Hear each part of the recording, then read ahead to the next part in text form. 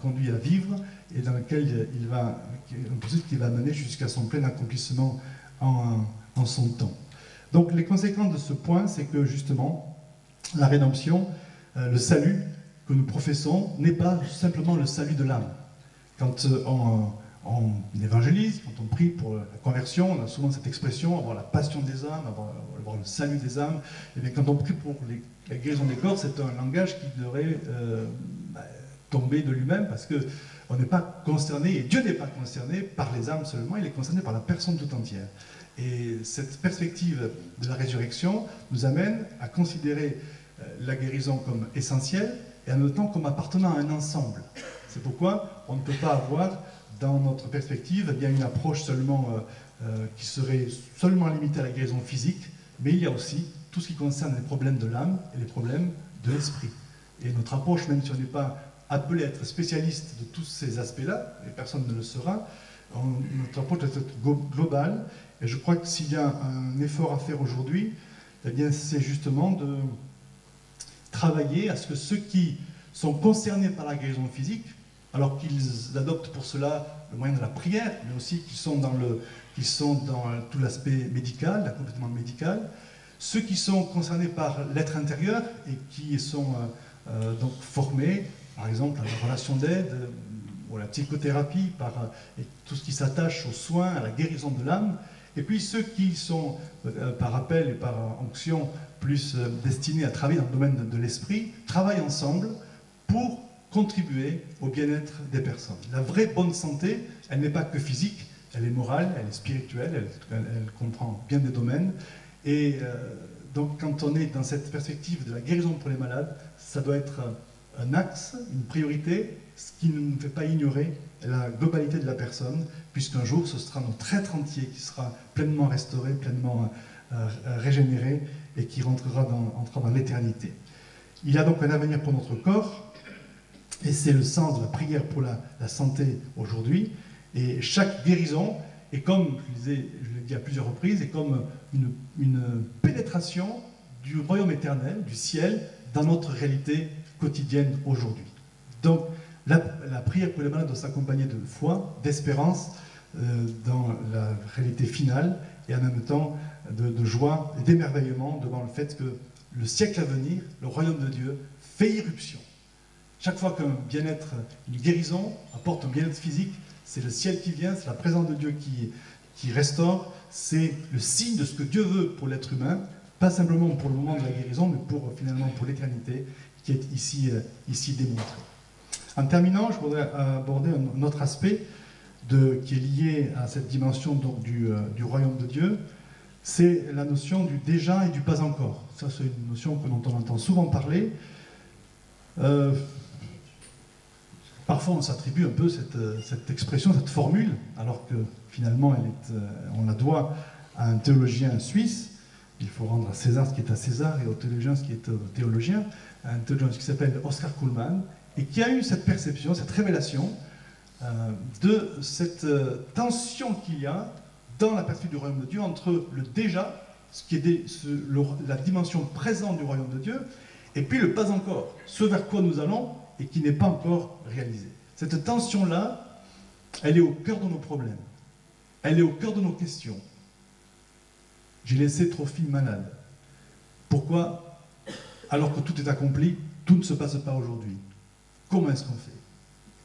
Alors il y a ceux qui choisissent de se voiler la face et qui s'enferment dans une proclamation de foi qui nie l'évidence, et il y a ceux dont la foi en prend un coup et qui finalement se projettent dans l'avenir, justement l'espérance de la résurrection, et qui n'osent plus combattre aujourd'hui pour la guérison et pour la manifestation du royaume de Dieu. Et ça, c'est notre nature humaine. On est tenté par un extrême ou par un autre. Et dans beaucoup de réalités bibliques, c'est quelque chose qui est au cœur de nos questions. Et c'est pour ça que j'aimerais l'aborder pendant quelques instants, parce que, à mon sens, c'est une donnée importante dans cet apprentissage de la prière pour les malades, dans ce perfectionnement que l'on cherche tous, avec les questions qui ne manquent pas de surgir. Pourquoi est-ce que la guérison n'intervient pas ici et maintenant? Alors on a toujours plein d'explications pour cela. L'explication la plus facile, et que j'espère à laquelle on a renoncé depuis longtemps, c'est de dire ben, vous n'avez pas la foi, dire ceux qui sont malades, tu n'as pas la foi, ou autre, tellement de massacres ont été faits dans ce sens-là. Il y a une réalité qui nous échappe, qui est celle de cette tension eschatologique pour les théologiens entre ces deux dimensions du royaume qui sont aussi vraies l'une que l'autre, la dimension présente et la dimension future. Cette tension eschatologique, on la vit dans différents domaines, mais particulièrement dans le domaine de la guérison. Je vais essayer de comprendre, d'illustrer pour que vous compreniez au mieux la réalité de cette vérité. Nous vivons donc entre deux temps de la victoire de Christ. Le premier temps, c'est celui de sa venue, dans lequel il a tout accompli. Il a remporté une victoire réelle, totale, et d'un sens définitif. Colossiens 2,15, par exemple, il a dépouillé les principautés, les pouvoirs, il les a publiquement livrés en spectacle, en triomphant d'eux par la croix. Par l'expiation, il a brisé la puissance de l'accusateur, mais avec tout le cortège de souffrance, de tyrannie qu'il inflige à l'humanité, le droit légal de l'adversaire sur les hommes donc, qui se placent au bénéfice de l'œuvre de Christ, ce droit est rendu caduc. Aujourd'hui, il y a un nouvel espace de liberté et d'affranchissement parce qu'il a subi pour nous la condamnation de la loi. À la croix, lors de sa première venue, il a réellement jugé le prince de ce monde. Je vais jusqu'à dire, je ne pense pas, je le dis avec l'appui biblique, mais même s'il peut y avoir sur cet aspect-là différentes interprétations, quand le Seigneur parle et annonce son œuvre à la croix, dans Jean 12, 31, il dit « Maintenant a lieu le jugement du prince de ce monde, maintenant il sera jeté dehors, il sera expulsé. » Le Seigneur envisage la croix, et avec tout ce que croix, et résurrection et ascension, comme étant le moment dans lequel l'ennemi est expulsé et chassé eh bien, de la réalité humaine et dans lequel il est en même temps lié par la puissance du Christ. À ce moment-là, il y a une victoire sur laquelle on ne saurait revenir, qu'on ne saurait amoindrir de quelque façon que ce soit. Néanmoins, on ne peut pas nier qu'il y a deux étapes dans la victoire de Christ. Celle accomplie au moment de sa première venue et celle vers laquelle nous allons au moment de sa seconde venue. À ce moment-là, alors, eh bien, cette victoire déjà accomplie atteindra sa plénitude par une expulsion définitive du mal, une destruction du mal, par le fait que Satan sera dans les temps de soufre et de feu avec ceux qui l'auront servi, et là donc le mal sera extirpé de l'humanité, de la terre sur laquelle nous sommes. Tout sera, et ce sera la pleine dimension du royaume, tout sera renouvelé, glorifié, touché par la gloire de Dieu. Et c'est là qu'on peut se réjouir avec ce que l'apôtre Jean nous dit dans l'Apocalypse. Eh bien, il n'y aura plus de mal, il n'y aura plus de douleur, il n'y aura plus de cris, il n'y aura plus de souffrance, il n'y aura plus de larmes, parce que les premières choses auront disparu. Dieu habitera au milieu de son peuple, il n'y aura plus de temple. Mais en fait, la réalité de Dieu remplira la terre elle-même, si les hommes, si ceux qui sont en Christ seront transformés, glorifiés par cette venue du Christ, la terre elle-même sera transformée, elle passera par le feu, un feu purificateur, certains disent destruction, d'autres disent purification, peu importe la querelle, la réalité c'est qu'une nouvelle réalité matérielle va surgir, qui est celle du royaume de Dieu, celle du royaume éternel. Nouveaux cieux, nouvelle terre sur laquelle la justice habitera. Et les nations marcheront à la lumière du Seigneur.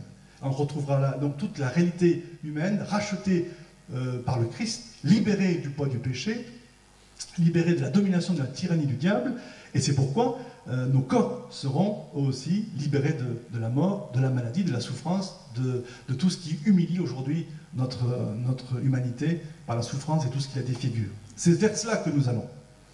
Et cela, ce sera la pleine manifestation de la victoire du Christ. Victoire acquise il y a 2000 ans et pleinement manifestée au jour de son retour. Je ne vais pas m'étendre trop longtemps là-dessus, mais on comprend bien qu'on ne peut pas présenter, expliquer cette réalité de manière rationnelle comme ça, de manière satisfaisante. C'est simplement des faits bibliques que l'on doit maintenir ensemble, qui ne nous satisfont pas toujours, parce qu'on aimerait bien être déjà aujourd'hui hein, dans une réalité glorifiée sans plus de mal, de tyrannie, et pourtant ce n'est pas le projet de Dieu. Donc nous sommes dans ces deux temps. Et je veux vraiment insister là-dessus parce que pour moi c'est important dans notre dynamique de prière pour les malades. Et je le dirai, j'expliquerai cela au fur et à mesure. Nous sommes dans ce temps-là d'attente. Prions. Nous sommes appelés à manifester le royaume de Dieu et nous sommes dans l'attente de sa pleine manifestation aussi. Ces deux réalités sont vraies et à maintenir ensemble. Ça veut dire qu'il y a beaucoup de situations, plus largement encore que celle de la maladie, de la souffrance. Situation personnelle, situation de besoin de progrès, besoin parfois de libération, besoin d'élargissement, situation de tension dans laquelle nous nous trouvons, qui trouvent leur explication de cette réalité-là. Je ne dis pas qu'ils trouvent leur justification, il ne s'agit pas de prendre cette réalité pour se justifier de notre médiocrité et de nos manquements. Mais simplement, nous sommes en marche dans un processus. Dans ce processus-là, nous confessons la réalité de la victoire de Christ et nous savons avec humilité que nous allons vers la manifestation de cette victoire-là. Et qu'en attendant, eh bien, c'est un combat patient, un combat persévérant, un combat sans concession que nous livrons, dans lequel nous refusons toute forme de passivité, de résignation devant le mal. On ne baisse pas les bras, on se bat, mais on est aussi dans l'attente de la pleine victoire de Christ, qui lui seul amènera eh bien, la plénitude de son royaume. Donc cette dimension-là nous libère de cette exigence de l'immédiat. On est dans une culture où tout doit être accordé, accompli, ici et maintenant. En passant par les revendications sociales, en passant par toutes sortes de choses, on est dans l'immédiat. Et dans la prière pour les malades, on s'attend à ce qu'il y ait des manifestations immédiates de la guérison, de la puissance de Dieu, et il y en a, et cela on l'attend, on y travaille, on prie, mais ça n'est pas la seule réalité, il y a aussi d'autres cas pour lesquels nous voyons que, eh bien, il faut un combat plus long, un combat plus persévérant, qui met à mal notre impatience, qui met à mal notre motivation et notre désir de toute puissance, qui est parfois là aussi au cœur de notre motivation. S'il y a une chose qui me semble importante, un fruit, on va dire, pas secondaire, mais indirect, de la guérison, de la prière pour les malades, un fruit, bien sûr, c'est la santé des personnes pour qui nous prions, mais un autre fruit, c'est l'examen de nos motivations, l'examen de ce qui nous conduit, ce qui nous pousse à prier, à chercher la guérison de... Oh, c'est bien sûr la compassion, vous me direz.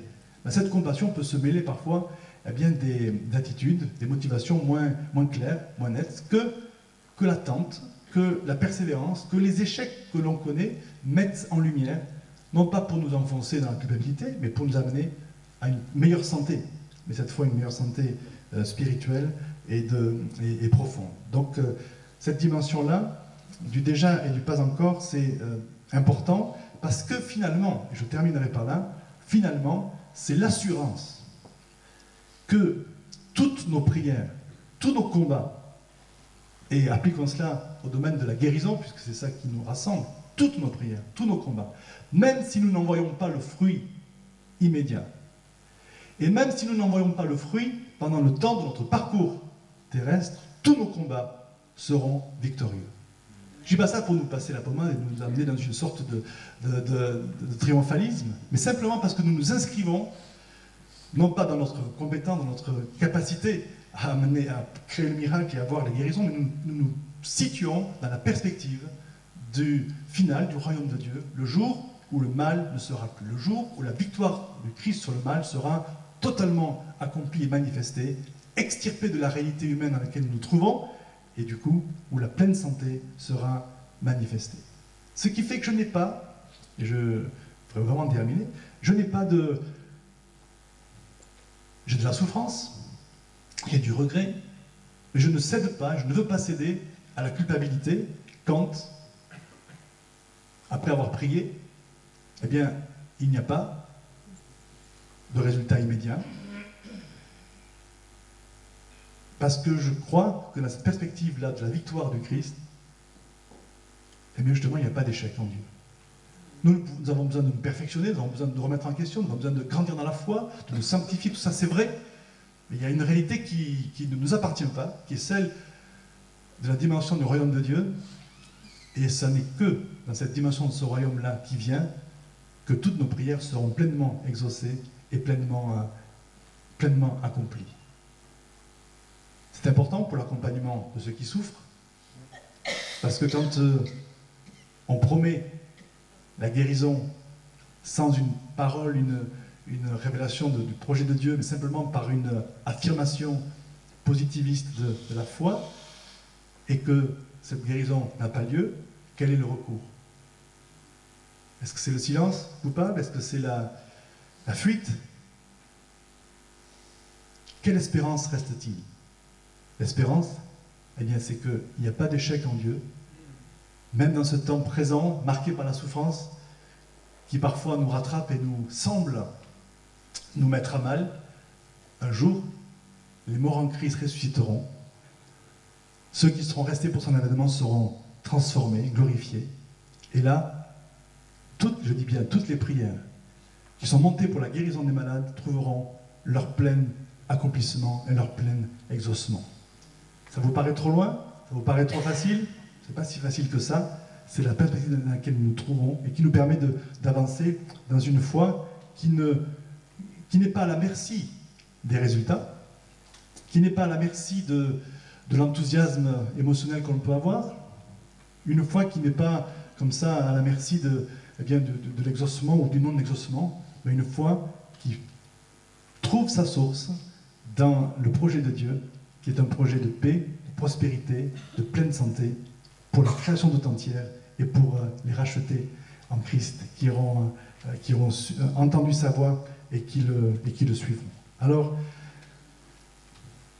simplement quelques paroles d'introduction qui peuvent paraître par moments un peu, sinon sévères, mais en tout cas, non pas sévères peut-être pas, mais mesurées en matière de foi, mais qui ont pour but de nous placer sur un fondement qui est sain, qui est juste, qui est biblique, et d'aiguiser encore plus notre foi et notre combativité. Je crois que cette école à laquelle vous vous êtes inscrits, que Dieu va vous donner de vivre, c'est le moment, c'est une des façons de vivre cette parole du Seigneur dans laquelle il est dit, c'est plutôt le psalmiste qui le dit, il exerce mes mains à la bataille, et mes doigts tendent l'arc d'airain ou l'arc de bronze, ça dépend des passages. Il exerce mes mains à la bataille. Mais que cet exercice, plutôt que de nous fatiguer et de nous éteindre, eh bien parce que nous le plaçons dans la perspective globale du royaume de Dieu, que cet exercice nous renouvelle, nous stimule, nous fasse grandir, croître dans tous les domaines. Pas simplement dans le domaine du fruit, dans la guérison, mais dans le domaine de notre vision, de notre motivation, de notre être intérieur, et que le résultat soit une bonne santé pour vous qui priez et pour tous ceux pour lesquels vous priez, une bonne santé selon Dieu qui vise la pleine maturité de l'être entier, la santé du corps, mais aussi la maturité de l'être intérieur. Amen.